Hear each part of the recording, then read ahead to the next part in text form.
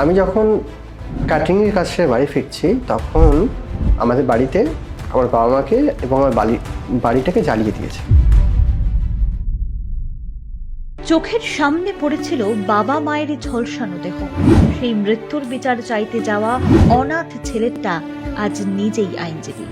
সব হারানো দীপঙ্করের গায়ে কিভাবে উঠল আইনের কালো পোশাক, রইল সেই কাহিনী। ওই সময় যখন এই ঘটনাটা ঘটেছে আশেপাশে কেউ ছিল না? দেখুন, আমি আশেপাশে কেউ ছিল না। আমি যখন প্রথমে গেছি তখন ওই ব্যক্তিগুলো ছিল যারা এই ঘটনার সঙ্গে যুক্ত, যারা এই ঘটনা করেছে। আচ্ছা, মানে ওদের এত সাহস, ওরা দাঁড়িয়ে আছে ওখানে? তারা ওই জ্বালিয়ে দিয়ে বেরিয়ে যাচ্ছে আর আমি সেই সময় ঢুকছি। এবং আপনি 14ই মে আপনি বিভিন্ন ইন্টারভিউতে দেখবেন তৎকালীন রাজ্যের সুন্দরবন উন্নয়ন মন্ত্রী, যিনি আমাদের সেই সময় কাকদ্বীপের বিধায়ক ছিলেন, মন্টুরাম পাখিরা, তিনি প্রেস বিবৃতিতে বলছেন যে এটা একটা শর্ট সার্কিটের ঘটনা।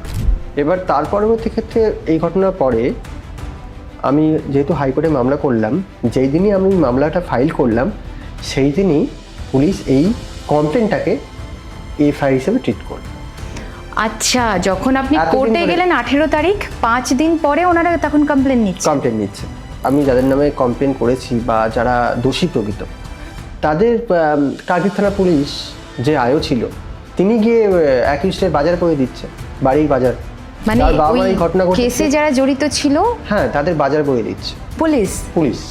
তো আমার প্রথম থেকে কোনো ছিল না, কিন্তু তারপরে আমার একটা জেদ থেকে গেছে যে আমার হয় কিছু একটা করতে হবে, এইভাবে তো বসে থাকলে হবে না, বাবা মায়ের বিচারটা ছিনিয়ে আনতে হবে।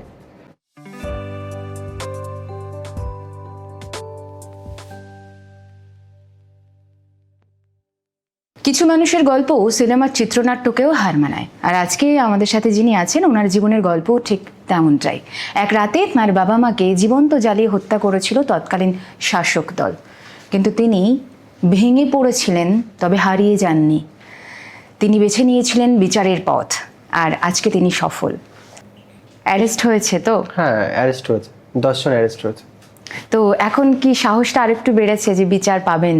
দেখুন, আমি তো প্রথম থেকেই একটা চেষ্টাই ছিল যে অ্যাটলিস্ট আমার বাবা মা যারা প্রকৃত দোষী, যারা এই ঘটনার সঙ্গে যারা যুক্ত ছিল, আমি প্রথম থেকে চেয়েছিলাম তাদেরকে আমি কলমের দ্বারা তাদেরকে শাস্তি দিতে। মানে আমি চাইছিলাম কোনো, ওরা যেমন অস্ত্র ধরে বা আমার বাবা মাকে যেমন কেরোসিন তেল ঢেলে, পেট্রোল ঢেলে যেমন বাবাকে জ্বালিয়ে দিয়েছে, আমি পারলে হয়তো আমি তেমন করতে পারতাম, কিন্তু আমি সেইটা আমি বেছে নিই।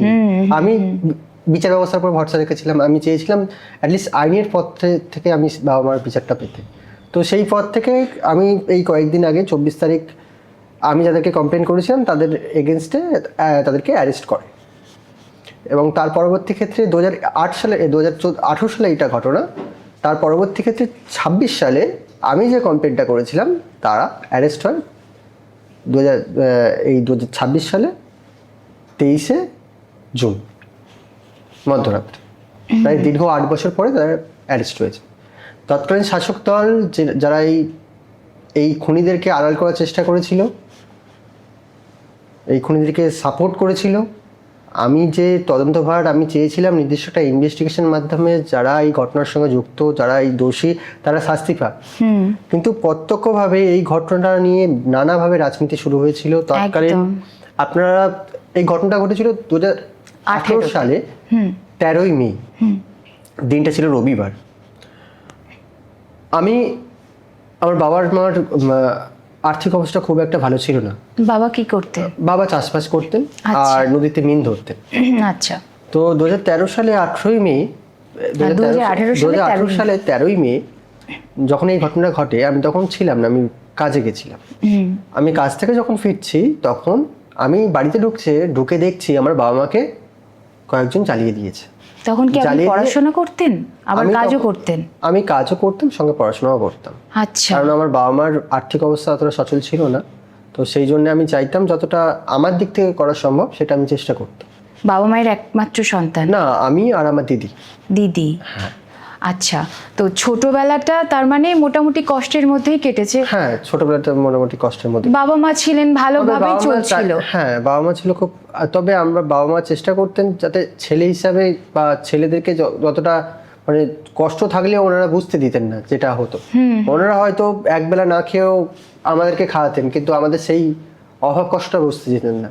কিন্তু আমি যখন বুঝতে পারছি যে আমার বাবা মা না খেয়ে আমাদের খাওয়াচ্ছে, তখন সেই খাওয়ার পরিমাণটা আমাদের সেইটা থাকতো না।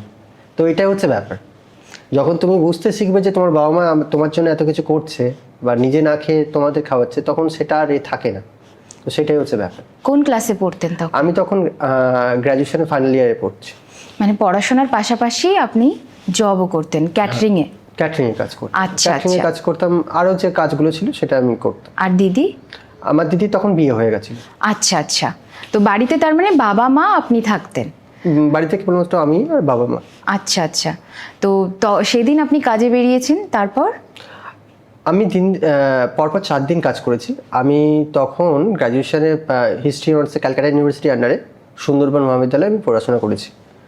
আমি যখন ফাইনাল ইয়ারে পরীক্ষা দিচ্ছি ওই বছরই 2018 সালে, তখন আমি ওই যারা ক্যাটারিংয়ে কাজ করতো তখন আমি ওদেরকে বলে রেখেছিলাম যে আমার পরীক্ষাটা শেষ হয়ে গেলে আমি আপনাদের ওখানে কাজ করব।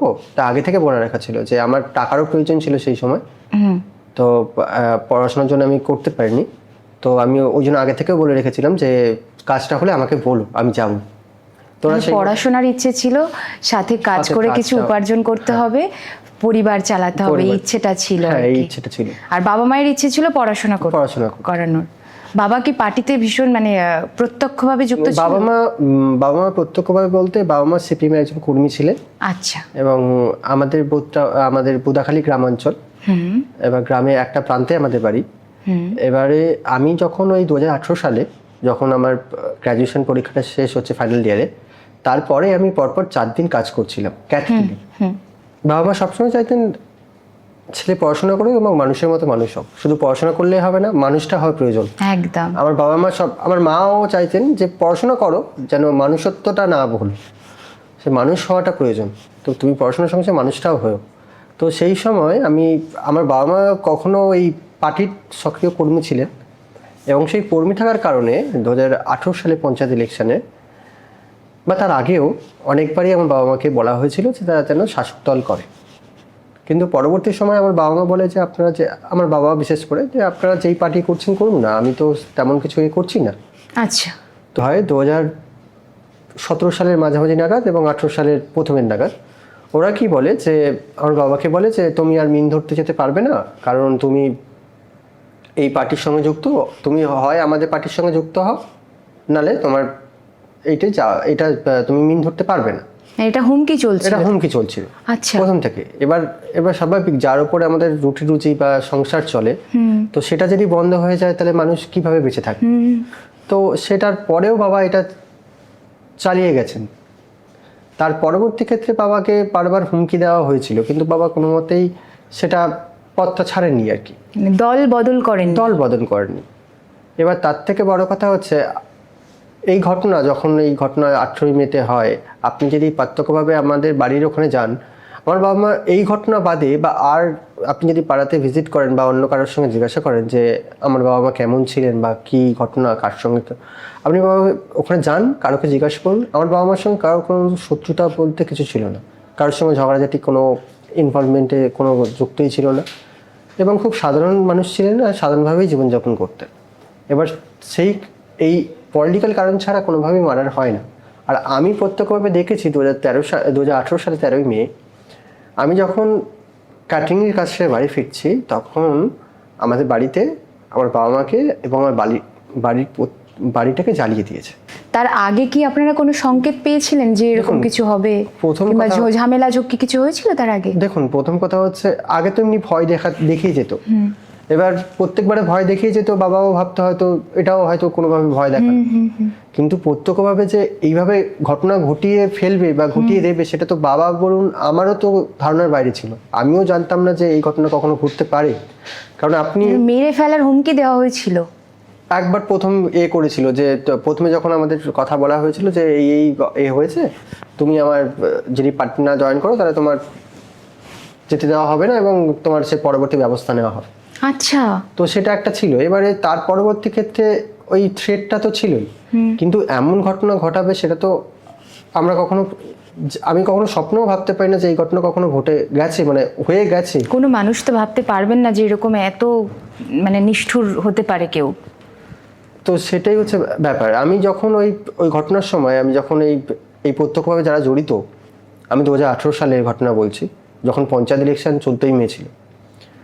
ঠিক আগের দিন রাতে যখন আমি বাড়ি ফিরছি, তখন তৃণমূলের আশ্রিত দুষ্কৃতীগণ আমার বাবা মাকে পুড়িয়ে মারছে, পুড়িয়ে মেরে বেরিয়ে চলে যাচ্ছে। এবং আমি সেটা দেখলাম, দেখে আমি ভেতরে ঢুকলাম, ঢুকে আমার বাবা মাকে যেহেতু পুড়ে গেছে, ওই মাংস, ওই যে পুরো পুরো পোড়া মৃতদেহটা, আমার তখন সেই সেন্স ছিল না যে ওই মৃতদেহটাকে মারা গেছে অলরেডি, মানে মৃতদেহ প্রায় মাংসপিণ্ডগুলো আছে, তো সেখানে আমি ভাবছিলাম, আমার মধ্যে সেই সেন্স ছিল না যে মারা যাওয়ার পরে কিভাবে হসপিটাল নিয়ে যেতে পারে। তো ওর পর আমি বেরিয়ে এসে পাড়ায় সবাইকে জিজ্ঞাসা করি, মানে ডাকি যে তোমরা সবাই আসো না, এসে আমার বাবা মাকে হসপিটাল নিয়ে যেতে হবে, কেউ এরা মেরে দিয়েছে। ওরা সবাই আসে, কিন্তু ওরাও বুঝতে পারছে যে যারা মারা গেছে তাদেরকে কিভাবে হসপিটাল নিয়ে যেতে হয়। তো আমি ওই সময় যখন এই ঘটনাটা ঘটেছে আশেপাশে কেউ ছিল না? দেখুন, আমি আশেপাশে কেউ ছিল না। আমি যখন প্রথমে গেছি তখন ওই ব্যক্তিগুলো ছিল যারা এই ঘটনার সঙ্গে যুক্ত, যারা এই ঘটনা করেছে। আচ্ছা, মানে ওদের এত সাহস, ওরা দাঁড়িয়ে আছে ওখানে? তারা ওই জ্বালিয়ে দিয়ে বেরিয়ে যাচ্ছে, আর আমি সেই সময় ঢুকছি। ওকে। তারা ওরম জ্বালিয়ে দিয়ে বেরিয়ে যাচ্ছে এবং আমার বাবা মা ওরমভাবে মারা গেছে। আমি যখন পাড়ার লোককে ডাকলাম, তখন তারা আসলেন, সবাই এসে আমাদের বাড়ির কাছে আসলেন, দেখলেন যে প্রায় যা হওয়ার তা হয়ে গেছে, এখান থেকে কিছু আর উদ্ধার করার কিছু নেই। কারণ মৃতদেহ দুটোটা অনেকটাই পুড়ে গেছে, যে একটু অংশ বেশি যাচ্ছে সেটাও কিছু অবশিষ্ট নেই। আর সেকেন্ড কথা হচ্ছে, আমাদের যে বাড়ির যে ধ্বংসাবশেষ, মানে বাড়ির যে এটা, তা প্রায় অর্ধেকটা জ্বলে গেছে। তো সেখানে তারা এসে দেখা ছাড়া আর কিছু ছিল না, মানে এতে বলছে। তো আর তার পরবর্তী ক্ষেত্রে আমি যখন 13ই মে রাতেই ঘটনা ঘটেছে। 14ই মে আমি যখন কাকদ্বীপ থানায় আমার যে অভিযোগপত্রটি, ওটা নিয়ে যখন কাকদ্বীপ থানায় গেলাম, তখন কাকদ্বীপ থানার অফিসাররা আমার এই কমপ্লেনটা নিলেন না। আচ্ছা, কেন নিলেন না? ওরা একটা কারণ দেখালেন যে আমরা এখন ইলেকশনের কাজে ব্যস্ত আছি, আপনি পরে আসবেন। আমার এই ঘটনা ঘটেছে, সেটা তো আমি থানায় জানাবো। একটা তার বাবা মার সাথে এই ঘটনা ঘটেছে, পুলিশের উদ্যোগ তো নেওয়া দরকার ছিল যে একটা ঘটনা যখন ঘটে গেছে, প্রকৃত দোষী কারা সেটা একটা ইনভেস্টিগেশন করা, বা সেটার কি হয়েছে তার একটা প্রপার ইনকোয়ারি করা। অবশ্যই।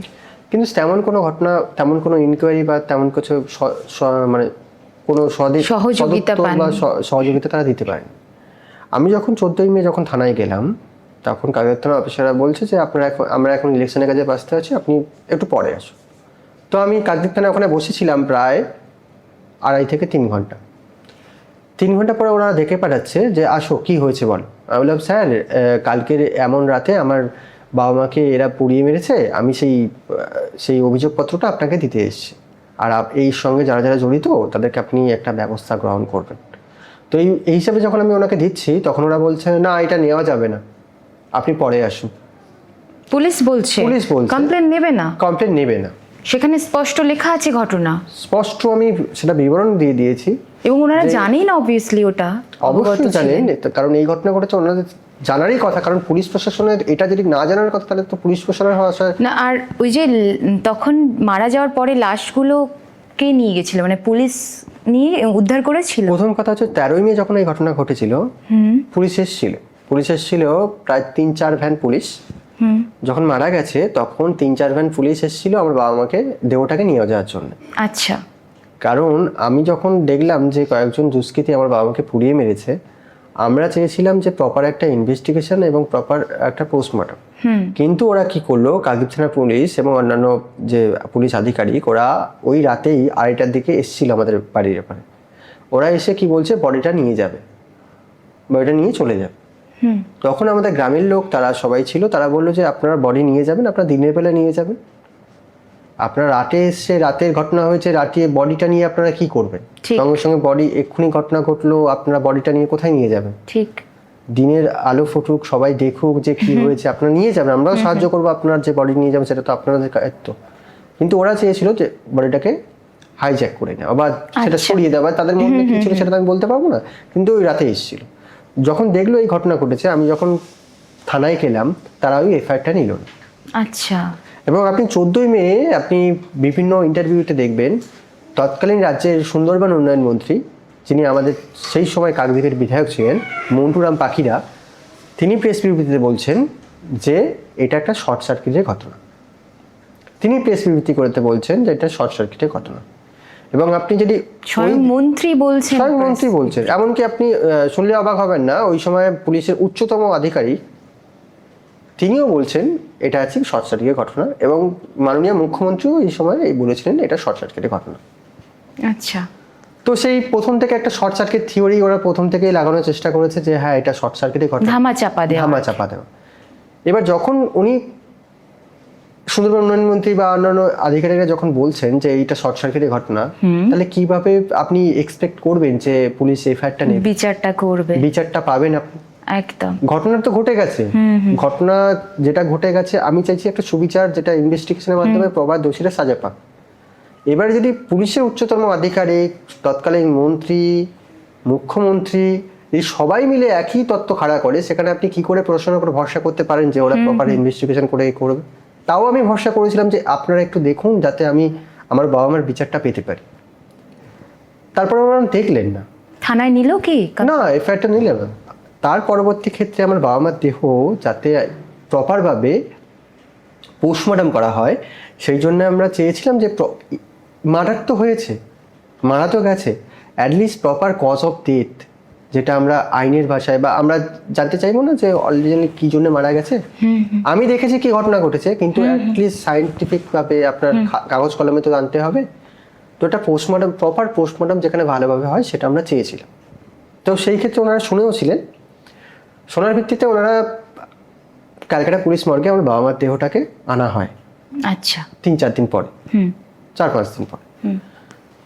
তো সেখানে আসার পরে আমার বাবা মার দেহটা যখন 3-4 দিন অলরেডি হয়ে গেছে, মার্ডার হয়েছে প্রায় 13ই মে, তারপরে 4-5 দিন পরে আমার বাবা মার দেহ যখন পোস্টমর্টমের জন্য ক্যালকাটা পুলিশ মর্গে আনা হলো, ওই দিনকার আমাকে বলেছিল ক্যালকাটা পুলিশ মর্গ থেকে তোমরা এসছো, আমাকে প্রপারভাবে বলেছিল, যেহেতু আমি আমার বাবা মার একমাত্র সন্তান, মানে দিদির যেহেতু বিয়ে হয়ে গেছিলো, তখন ওরা বলছে যে আমরা এখানে পোস্টমর্টম করে নিচ্ছি, আপনারা 4:30টার দিকে ডেড বডিটা আমরা আপনার কাছে হ্যান্ড ওভার করে দেবো, আপনারা সৎকার করে দেবেন। যেহেতু আমরা হিন্দু শাস্ত্র মানি, মানে আমরা যেহেতু হিন্দু, তো আমাদের হিন্দু শাস্ত্র মানতে এতদিন আগে এই ঘটনা ঘটে গেছে, অলরেডি মৃতদেহ দুটো অলরেডি পুড়ে কিছু অংশ বাকি আছে, সেটা পোস্টমর্টম হচ্ছে, তারপরে আমরা সেটা সৎকার্য করব।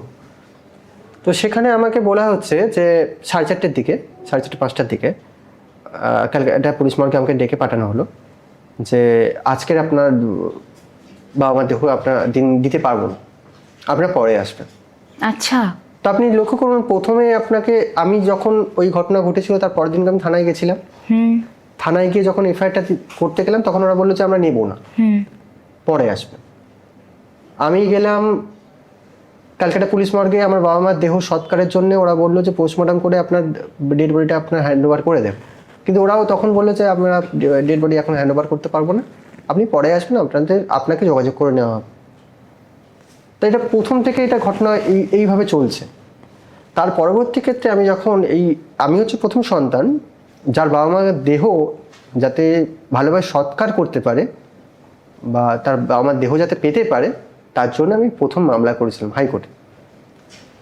মানে দেহটা পাওয়ার জন্য, সৎকার যাতে করতে পারি, তার দেহটা যেন পাই আমিও বাবা মার, কারণ অলরেডি 5-7 দিন হয়ে গেছে।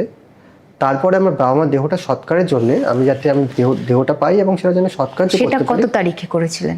আমি সম্ভবত 2018 মে সম্ভবত। মানে 13 তারিখে সন্ধ্যেবেলা ঘটনা ঘটেছে, 5 দিন পরেও আপনি দেহ পাননি বাবা মায়ের। এবার তার পরবর্তী ক্ষেত্রে এই ঘটনার পরে আমি যেহেতু হাইকোর্টে মামলা করলাম, যেই দিনই আমি মামলাটা ফাইল করলাম সেই দিনই পুলিশ এই কমপ্লেনটাকে এফআইআর হিসেবে ট্রিট করল। আচ্ছা, যখন আপনি কোর্টে গেলেন 18 তারিখ, 5 দিন পরে ওনারা তখন কমপ্লেন নিচ্ছে। ওই কমপ্লেনটা রিসিভ হলো, ওই দিনকার কমপ্লেনটা রিসিভ হলো, এতদিন পড়েছিল। মানে 13 তারিখে হওয়ার কথা এফআইআর, ওটা 18 তারিখে হলো।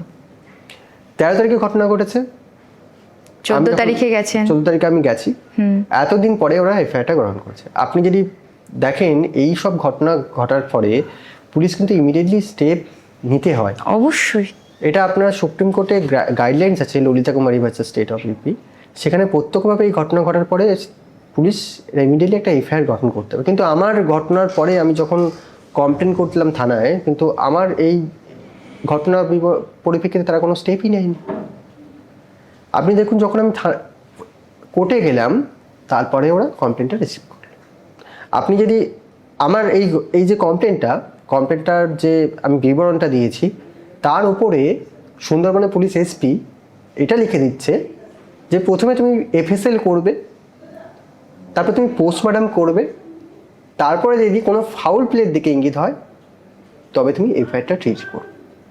মানে একজন পুলিশ উচ্চপদস্থ আধিকারিক এসপি যিনি আইপিএস অফিসার, তিনি এই বিবরণগুলো লিখে দিচ্ছে। তাহলে ভাবুন রাজনীতি এবং পরিস্থিতি কোথায় গেছে। একজন আইপিএস উচ্চতর আধিকারিক তিনি লিখে দিচ্ছেন এই করবে, যদি তোমার ফাউল প্লের দিকে ইঙ্গিত হয় তবে তুমি এফআইআর হিসেবে ট্রিট করো। আমি যে কমপ্লেনটা করেছিলাম সেই কমপ্লেনটা দোষীরা অ্যারেস্ট হলো এই 23 তারিখ, 23 জুন 2026, 8 বছর পর। 8 বছর পরে। এবার আপনি লক্ষ্য করবেন যে আমি যখন এই ঘটনা ঘটে গেছে, ঘটনার পরে দীর্ঘ আমি যেহেতু এই ঘটনা ঘটে গেছে 2018 সালে, আর তার পরবর্তী ক্ষেত্রে আমার যে লড়াই বা আমার যে ঘটনাগুলো ঘটেছে, তো আমি যখন প্রথম আমি কোর্টে আসি আমার বাবা মা দেহ নেওয়ার জন্য, সেই সময় আমি কখনোই ভাবিনি যে আমি কখনো অ্যাডভোকেট হব, বা আমার কখনো ইচ্ছেও ছিল না যে আমি কখনো এই ড্রেসটা পরতে পারবো। আচ্ছা, আমি দেখেছি এই ড্রেস অনেকে, আমি যখন কলেজে পড়তাম তখন আমি কোর্টের পাশ থেকে যখন যেতাম তখন আমি দেখতাম যে এরা কোনো একটা প্রফেশনের মধ্যে যুক্ত আছে, কিন্তু যে এই প্রফেশনে আসতে গেলে কি করতে হয় কি পড়তে হয় সেটা আমি জানতাম না। তো তারপরে আমি যখন কোর্টে আসলাম তখন একটা পার্টি আমার সঙ্গে ছিল সেই সময়, যেহেতু আমার বাবা মা সিপিএম করতেন, সেই পার্টিটা আমার সঙ্গে ছিল সেই সময়, এখনো আছে। তার পরবর্তীতে এই সিপিএম যারা করতেন তাদের মধ্যে আমার যিনি আইনজীবী ছিলেন সৌরভ মণ্ডল, সব্যসাচী চ্যাটার্জি, বিকাশ রঞ্জন ভট্টাচার্য, তাদের করা মামলা, আমি যেহেতু সেই সময় একজন পিটিশনার, আমি মামলাকারী, ওনারা আমার অ্যাডভোকেট ছিলেন। তার পরিপ্রেক্ষিতে আমি কখনো ভাবিনি যে আমি কখনো অ্যাডভোকেট হব। তো তার পরবর্তী ক্ষেত্রে যখন আমি কোর্টে যাওয়া শুরু করলাম আমার এই মামলাটা নিয়ে, সেই মামলাটা নিয়ে কোর্টে যখন যাওয়া শুরু করলাম তখন সব্যসাচী চ্যাটার্জি বলে আমার যিনি অ্যাডভোকেট, তিনি বললেন যে এই মামলাটা তুমিও করতে পারো, এটা এমন কোনো ব্যাপার না, তুমিও পড়তে পারো, তুমিও এই আইনের প্রফেশনে আসতে পারো, কোনো প্রবলেম, তুমি তোমার মামলা নিজেই করতে পারো, তার জন্য তোমার যেটা প্রয়োজন, বা তুমি যেহেতু গ্র্যাজুয়েশন করেছো তারপরেও তুমি করতে পারো। তো আমার প্রথম থেকে কোনো ছিল না, কিন্তু তারপরে আমার একটা জেদ থেকে গেছে যে আমার হয় কিছু একটা করতে হবে, এইভাবে তো বসে থাকলে হবে না, বাবা মায়ের বিচারটা ছিনিয়ে আনতে হবে। তো সেটার পরে আমি দীর্ঘ 19 সালে আমি আইন কলেজে ভর্তি হলাম, 2022 সালে আমি পাস করলাম, 2023 সালে আমি এনরোলমেন্ট পেলাম। ঠিক 23 সালে আমি যখন এনরোলমেন্ট পেলাম বার কাউন্সিল থেকে, তো সেখানে যেদিনকার এনরোলমেন্ট পেলাম ঠিক সেই সময় 2023 সালে আমার বাবা মার মামলাটা ফাইনাল রায় পেলাম। ওখানে পার্টিকুলারভাবে যে এত বছর ধরে যে ইনভেস্টিগেশন হয়েছে, দীর্ঘ 5 বছর ধরে রাজ্য সরকারের যে পুলিশ কর্মীগুলো যে ইনভেস্টিগেশন করেছে, সেখানে অনেক খামতি আছে। আমি যে কমপ্লেন করেছিলাম, যাদের বিরুদ্ধে আমি কমপ্লেন করেছিলাম, তাদেরকে কোনোভাবে আইনি আয়তায় আনা হয়নি, তাদেরকে কোনোভাবে নোটিশ করা হয়নি, তাদেরকে কোনো ইন্ট্রোডাকশন করা হয়নি। পুলিশের গাফিলতি, কারণ পুলিশের গাফিলতি হবেন না কেন? আপনি আমি যাদের নামে কমপ্লেন করেছি বা যারা দোষী প্রকৃত, তাদের কাকদ্বীপ থানার পুলিশ যে আয়ো ছিল, তিনি গিয়ে অ্যাকিউজডের বাজার করে দিচ্ছে, বাড়ির বাজার, যাতে তার কোনো প্রবলেম হয়। তা আপনি একটা পুলিশ আধিকারিক, আপনি যখন একজন অ্যাকিউজডের বাজার বয়ে দিচ্ছেন, তাহলে সাধারণ মানুষের কাছে বা যার মানে যার বাবা ওই এই ঘটনা ঘটেছে, কেসে যারা জড়িত ছিল হ্যাঁ তাদের বাজার বয়ে দিচ্ছে পুলিশ। পুলিশ। কেন? নেতা এক পক্ষে তো নেতাই, নেতা ছিল তাই? একটা নেতার দায়িত্ব কাজ কি? নেতার কাজ হচ্ছে তার দলের কর্মীরা যাতে এ না হয়, সাধারণের পাশে থাকা। উনি তো একটা নেতারই এ দিচ্ছে, একটা পুলিশের উর্দি পরে উনি নেতার মতো কাজ করছেন। যদি নেতাই হতেন না না, তাহলে যার বাড়িতে মানে দিয়ে আসতো বাজারটা, কার বাড়িতে পুলিশ দিয়ে আসতো? বিদ্যুৎ হালদার। তিনি কি শাসক দলের কোনো পদে ছিলেন? হ্যাঁ, শাসক দলের পদে ছিলেন। তিনি একটা কর্মী ছিলেন, মানে পদ আমি তো ওরকম ভাবে বলতে পারবো না যে উনি কোন পদে বিলং করেন। উনি বাজার করে দিতেন, পুলিশ পুলিশকে বাজার করে দিতেন। আপনি সত্যি এটা? আপনি গ্রামে যান, গ্রামে গিয়ে জিজ্ঞাসা করুন কারোকে। আমাদের গ্রামে বুদাখালী, থানা হচ্ছে কাকদ্বীপ। এটা ওই সময় ওই সময় আপনি কি যান অদ্ভুত। ওখানে, আপনার গ্রামে গিয়ে আপনি বাজার করার ঘটনা হামেশাই পাবেন। সেই একজন পুলিশ অফিসার কর্মী- এখন মানে কোথায় পোস্টিং আছে জানেন? এখন তো অবশ্যই রাজ্য সরকারের আন্ডারেই অবশ্যই আছে, এখনো চাকরি করছে বেহালটা গিয়ে। আচ্ছা, বাজার করে দেয় পুলিশ, এখনো আছে। পুলিশ বাজার করে দেয়? হ্যাঁ, বাজার করে দিচ্ছে। আপনি যান, আপনি আমার কথা যদি হয়, আপনি গ্রামের ওখানে যান, বুদাখালীতে যান, বুদাখালীতে গিয়ে জিজ্ঞাসা করুন যে এরকম কোনো ঘটনা ঘটেছে কি। এটা তো আমার কথা না, আপনি নিজে গিয়েও ভেরিফিকেশন করতে পারেন। এবার 2023 সালে আমি যখন আমার এই অর্ডারটা পাচ্ছি, তখন ইনভেস্টিগেশন যেভাবে হয়েছে সেটা প্রপারভাবে হয়নি। আমি যাদের নামে কমপ্লেন করলাম তাদেরকে কোনোভাবে অ্যারেস্ট করা হলো না। পুলিশ XYZ তাদেরকে অ্যারেস্ট করলো, তাদেরকে চার্জশিট করলো, তাদের বিরুদ্ধে করলো। আমার সেটা নিয়ে কোনো মাথা ব্যথা নেই। আমি যাদের নামে কমপ্লেন করলাম তার বিরুদ্ধে আপনি কোনো স্টেপ নিলেন না। আপনার মনে হচ্ছে এই 13 জন প্রপার দোষী, বা আপনার মনে হচ্ছে যে এরা হতে পারে, কিন্তু আমি যাদের নামে কমপ্লেন করলাম তাদের বিরুদ্ধে আপনি কোনো স্টেপ নিলেন না। ইনভেস্টিগেট তো করতেই হবে। ইনভেস্টিগেশনটা তো আপনাকে করতে হবে। আপনি কিভাবে ইনভেস্টিগেশন করছেন যে উনি FSL রিপোর্টটা আসে ওই আগস্ট মাসের দিকে, ঠিক তারপরে একজন ব্যক্তি এসে বলে যে এই ব্যক্তি ঘটনার সঙ্গে যুক্ত ছিল, সেই অনুযায়ী পুলিশ সেই হিসাবে কেসটা সাজায়। এবং যখন এই কেসটা ওঠে, ঠিকভাবে ইনভেস্টিগেশন আমার কেসে ঠিকভাবে করা হয়নি। দীর্ঘ 5 বছর পরে, এত ঘটনার পরে, এত সময় অতিবাহিত হওয়ার পরে যখন কেসটা উঠলো, তখন তারা ইনভেস্টিগেশনই কিছু করেনি।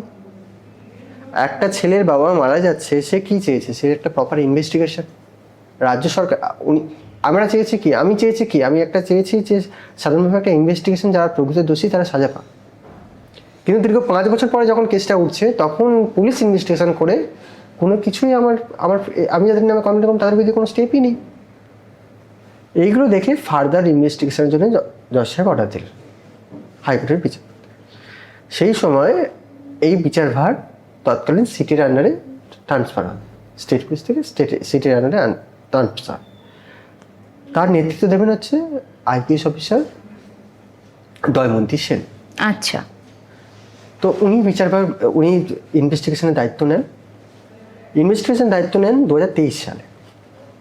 ঠিক আমি যখন আমার একটা ছেলে একটা ইনভেস্টিগেশন যেন প্রপার হয়, তার বাবা মা দোষীরা যাতে সাজা পায়, সেই জন্য কোর্টে মামলা করতে হচ্ছে। এবং মামলা করার পরে সে যখন একটা সাময়িক একটা ক্ষীণ আলো পাচ্ছে যাতে ইনভেস্টিগেশন হবে, সেই আশায় পরবর্তী ক্ষেত্রে কী করছে, 2023 সালে আমি যখন এই অর্ডারটা পেলাম, তার পরবর্তী ক্ষেত্রে রাজ্য সরকার আমার এই অর্ডারটার এগেনস্টে একটা অ্যাপিল ফাইল করে যাতে এই ইনভেস্টিগেশনে যাতে না হয়। 2023 সালে ওরা অ্যাপিল ফাইল করে, যার ফাইনাল অর্ডার হয় 2025 সালে।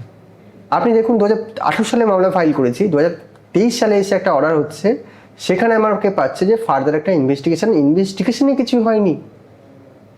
দীর্ঘ 5 বছর কোনো ইনভেস্টিগেশনই হয়নি। ইনভেস্টিগেশনে যখন অর্ডার হচ্ছে ফার্দার ইনভেস্টিগেশনে, তখনও রাজ্য সরকার এই ইনভেস্টিগেশন যদি না হয়, তাহলে প্রপারভাবে ইনভেস্টিগেশন বাধা দেওয়ার কারণটা কি রাজ্য সরকারের? তাদের যে নেতাকর্মী আছে তাদের জেলে যাতে না যেতে হয়, তাদের আটকে রাখার চেষ্টা, যাতে বড় কোনো মাথা না ধরা পড়ে। যদি বড় কোনো মাথার যদি না টান থাকে, তাহলে তারা এতটা কি করে মরিয়া হয়ে থাকে একটা মামলার পেছনে, যেটা তারা ইনভেস্টিগেশনে বাধা দিচ্ছে। একদম। আর সেখানে কোর্টের অর্ডার আসা সত্ত্বেও কোর্টের অর্ডার, এইটা তো এমন কিছু নয় যে একটা প্রপার একটা ইনভেস্টিগেশনে যেটা বেরোবে যে প্রপার দোষী যারা, তারা সাজা পাবে আইন অনুযায়ী যেটা হবে সেটা হবে। কিন্তু রাজ্য সরকার কি করলো, সেই অর্ডারটার এগেইনস্টে একটা অ্যাপিল ফাইল করলো। আচ্ছা, ওটার এগেইনস্টে হ্যাঁ, ওই অর্ডারটাকে চ্যালেঞ্জ করে ওরা অ্যাপিল ফাইল করে, যেটা চিফ জাস্টিসের বেঞ্চে ছিল। 2025 সালে অনারেবল চিফ জাস্টিস এই মামলাটা শোনেন এবং এটা ডিসমিস করে দেন। যেটা সিঙ্গেল বেঞ্চ অর্ডার ছিল, রাজ্য সরকার এই মামলাটা হেরে যায়। আচ্ছা, হেরে যায় এবং প্রপার যেই অর্ডারটা ছিল সেটাই ভ্যালিড থাকে, যেটা আমি জিতেছিলাম যে মামলাটা, সেটাই বহাল থাকে। বা 2025 সালে যে আমি এই মামলাটায় যখন রাজ্য সরকার হেরে যায়, তখন যে ইনভেস্টিগেশন ছিল, যে এত দীর্ঘ বছর, 2023 সালে একটা অর্ডার হচ্ছে, 2025 সালে সেই মামলাটার অ্যাপিলে যাওয়ার পরে একটা অর্ডার হচ্ছে। দীর্ঘ এত বছর পরে যখন সেই মামলাটা অর্ডার হচ্ছে যে ফার্দার একটা ইনভেস্টিগেশনে কী রিপোর্ট হয়েছে, তৎকালীন আইপিএস অফিসার ছিলেন দয়ামন্তী সেন, ওনার হাতে সিটের দায়িত্বে আমার এই ইনভেস্টিগেশনের দায়িত্ব ছিল। উনি ওনার পার্সোনাল ডিফিকাল্টির কারণে উনি এই মামলাভার থেকে সরে দাঁড়ান। তার পরবর্তী সময়ে এই মামলাভার দায়িত্বভার গিয়ে পড়েন আইপিএস মুরলীধর শর্মার হাতে। আচ্ছা, এখন বর্তমানে উনি এই মামলার দায়িত্বে আছেন। আচ্ছা, 2025 সালে এই মামলাটা তো হয়েই যায়। তারপরে একটা মামলা অলরেডি পেন্ডিং আছে, যাতে কি ইনভেস্টিগেশন হচ্ছে তার জন্য একটা মামলা অলরেডি ফাইল হয়ে আছে, আমি ফাইল করি, সেটা বর্তমানে রিপোর্টের জন্য ছিল। 2026 সালে 23শে জুন সিপিএম পার্টির পক্ষ থেকে মীনাক্ষী দি এবং রানাদার উদ্যোগে ওনারা এই বর্তমান শাসক দলের বর্তমান মুখ্যমন্ত্রী ওনার কাছে আবেদন করেন, আর উনি শোনেন। আমরা সেই জন্য আমরা 3টে পরিবার ওখানে গেছিলাম মুখ্যমন্ত্রীর সঙ্গে দেখা করতে 23শে জুন। যাওয়ার পরে মুখ্যমন্ত্রী আমাদের যে ঘটনাগুলো ঘটেছে সেটা প্রত্যক্ষভাবে শুনলেন এবং শুনে আশ্বাস দিলেন, আমরা দেখছি এটা ঘটনাটা।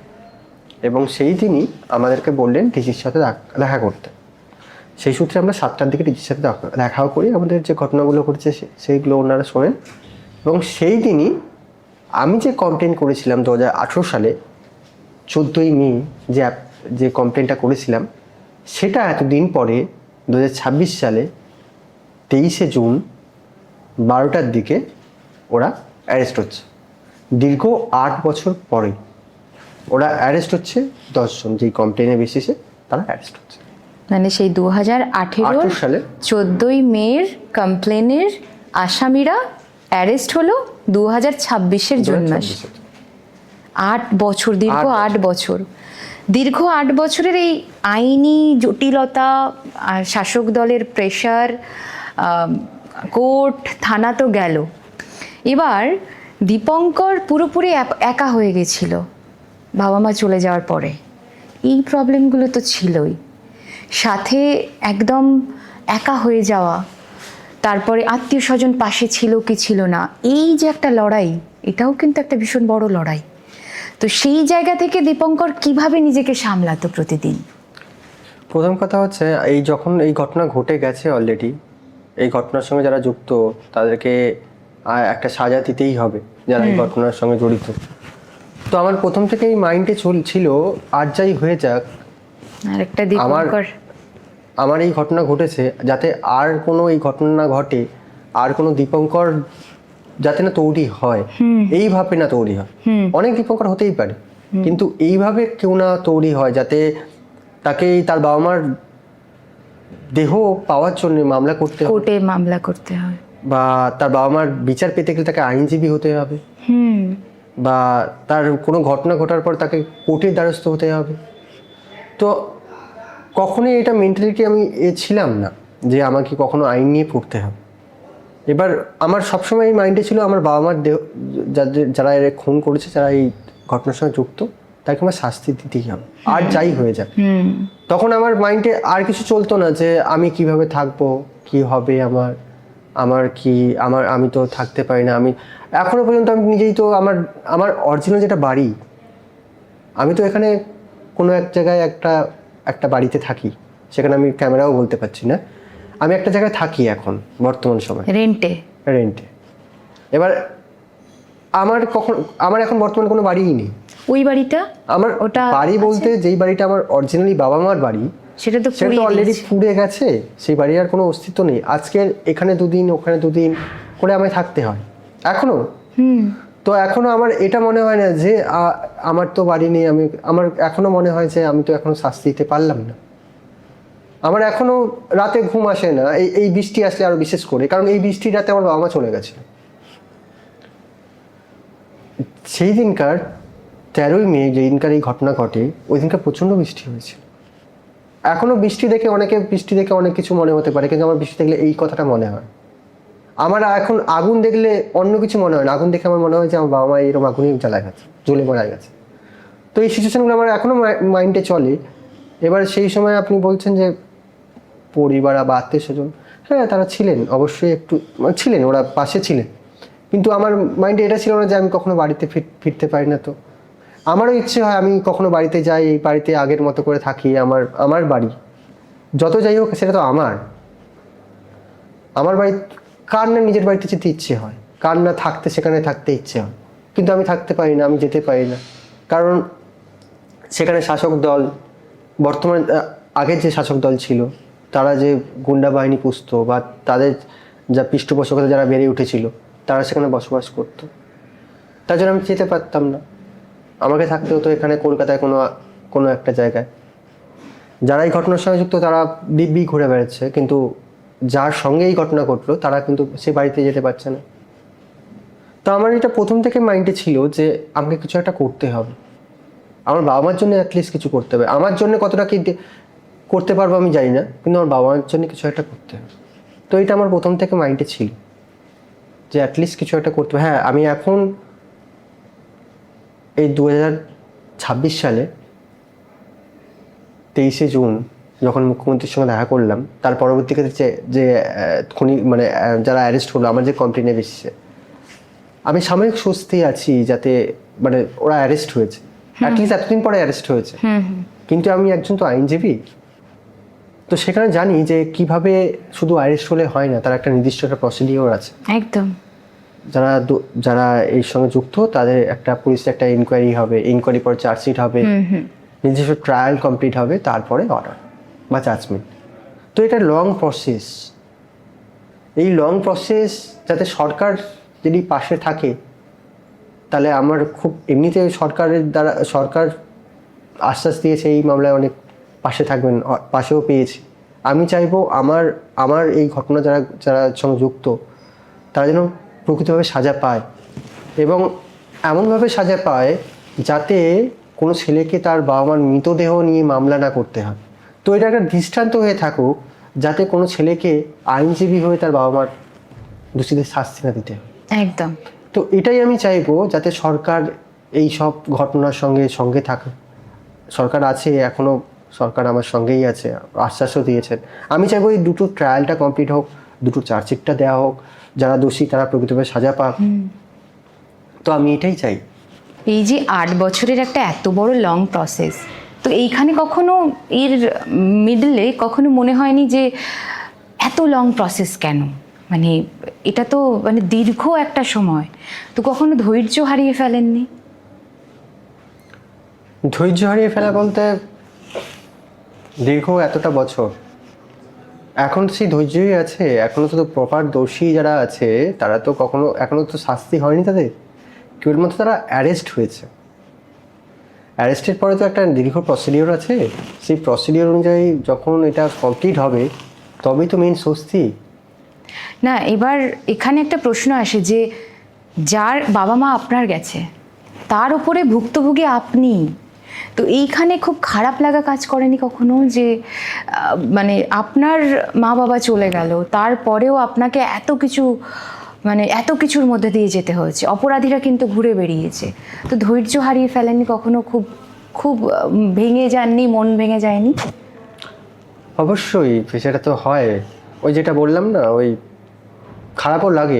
কারণ আমরা দিনের শেষে আমরা একটা মানুষ, আমাদেরও খারাপ লাগে। কারণ খারাপ লাগাটা এটা খুব কম সময়ে খারাপ লাগা তো নয়।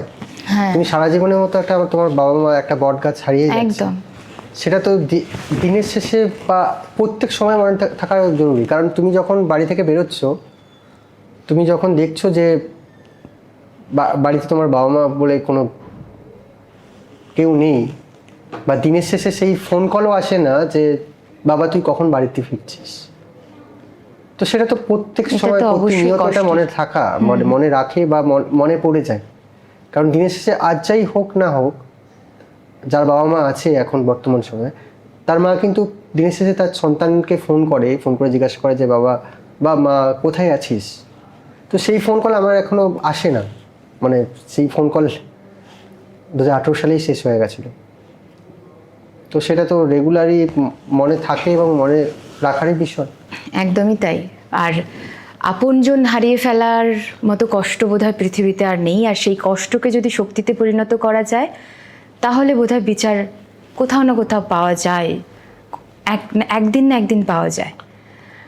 দীপঙ্কর দাস কিন্তু দীর্ঘ লড়াই করে আজকের এই একটা জায়গায় এসে দাঁড়িয়েছেন, দীর্ঘ পথ পাড়ি দিয়েছেন। তার সাহস, তার ধৈর্য আর অদম্য একটা বিশ্বাস আইনের প্রতি, সেটা রেখে কিন্তু আজকে আইনজীবী দীপঙ্কর দাস।